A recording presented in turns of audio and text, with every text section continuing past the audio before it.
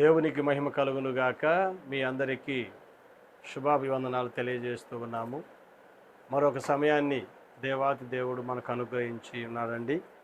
ఈరోజు దేవుని వాక్యాన్ని చదువుకుందాం. ఫిలిప్పీలకు రాసిన పత్రిక 4వ అధ్యాయము 1వ వచనంలో ఒక మాట చదువుకుందామండి. ప్రభువునందు స్థిరులైయుండుడి. ప్రియమైన దేవుని పిల్లలారా, గమనించండి. దేవునితో మనము కలిసి జీవిస్తూ ఉన్నప్పుడు, దేవుని కొరకు ఈ లోకంలో మనము ప్రయాసపడుతూ ఉన్నప్పుడు, అంత మాత్రమే కాదు, దేవునికి ఇష్టమైన జీవితం నీతిగా పరిశుద్ధంగా మనము జీవిస్తూ ఉన్నప్పుడు అనేకమైనటువంటి వ్యతిరేకతలు, పోరాటాలు, శ్రమలు, కష్టాలు, శోధనలు మనకు ఎదురవుతూ ఉంటాయి. అయితే అప్పుడు మనము దేవునిలో నుంచి తొలగిపోవటానికి అవకాశాలు ఉన్నాయని, అలాంటి సమయంలో మీరు స్థిరంగా దేవుని కొరకు నిలబడాలని, ప్రభువునందు మీరు స్థిరులై ఉండమని దైవజనుడు ఈ విధముగా తెలియజేస్తూ ఉన్నాడు.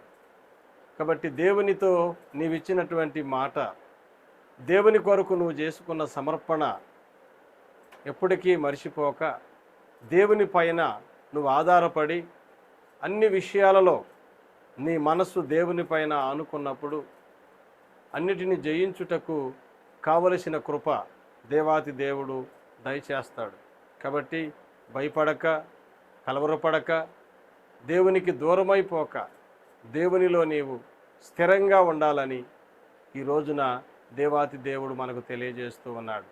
కాబట్టి నీవు ఈ సమయంలో జాగ్రత్తగా ఈ మాటలు విని, నిన్ను దేవునిలో నుంచి తొలగించుటకు ఎటువంటి శక్తి నీ మీద దాడి చేసినా దానిని జయించుటకు నీవు ఆరాధిస్తున్న దేవుడు సర్వశక్తిమంతుడై ఉన్నాడు గనుక ఆయనతోనే నీవు స్థిరంగా ఉండి ఆయనను ఆరాధిస్తూ, ఆయన నామాన్ని ఘనపరుస్తూ, ఆయన నామానికి మహిమ తెచ్చే వ్యక్తిగా ఉండాలని ఈరోజు ఈ వాక్యము ద్వారా దేవాతి దేవుడు మనల్ని బలపరుస్తూ ఉన్నాడు. బలమైనటువంటి దేవుని యొక్క వాక్యపు వెలుగు మనందరికీ అనుగ్రహించినట్లు ప్రార్థన చేసుకుందాం. దయగలిగిన తండ్రి, ప్రేమాస్వరూపి, మీకే వందనాలు, స్తోత్రాలు చెల్లిస్తూ ఉన్నాం.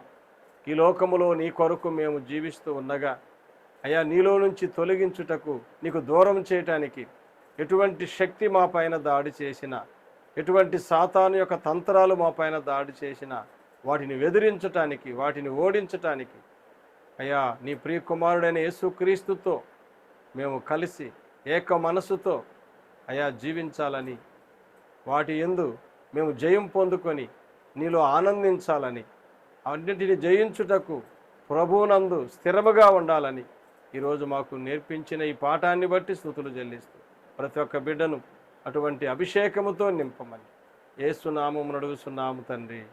ఆమేన్.